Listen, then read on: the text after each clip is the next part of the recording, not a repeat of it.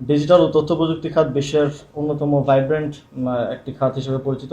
আমাদের দেশের young generation যারা পৃথিবীর বিভিন্ন দেশে এই খাতের লিডিং কোম্পানি এবং যারা ইনোভেট করছেন তাদের সেখানে কিন্তু কাজ করছেন এবং সেখানে কন্ট্রিবিউট করছেন। আমরা হয়তো তাদেরকে বাংলাদেশে সেই সুযোগটা এবং সেই সম্ভাবনাটা দিতে পারছি না, যেটার কারণে এই ইনোভেশনগুলো আমাদের দেশ থেকে হচ্ছে না। আমি মনে করি প্রযুক্তি ইনোভেশনের ক্ষেত্রে আমাদের এই ইয়াং জেনারেশনকে কাজে লাগানোর একটা বড় সুযোগ আছে। আশা করি ডাক টেলিযোগাযোগ বিভাগ এক্ষেত্রে অগ্রণী ভূমিকা পালন করবে। ডাক টেলিযোগাযোগ ও তথ্য প্রযুক্তি মন্ত্রণালয়কে আরেকবার ধন্যবাদ দিতে চাই এই কারণে যে তারা ইন্টারনেটের দাম কমানোর জন্য ইতিমধ্যে কিছু ইনিশিয়েটিভ আপনারা নিয়েছেন।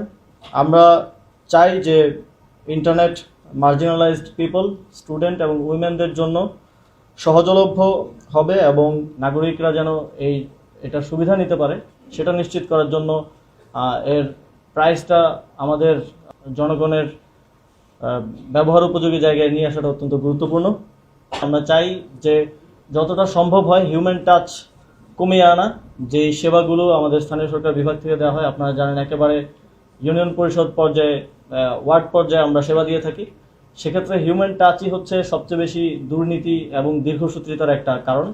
আমরা মনে করি ডিজিটাইজেশনের মাধ্যমে সেটা কমিয়ে আনা সম্ভব এবং জনগণকে সরকারের সেবা গ্রহণের ক্ষেত্রে আরও ভালোভাবে সেবাটা দেওয়া সম্ভব।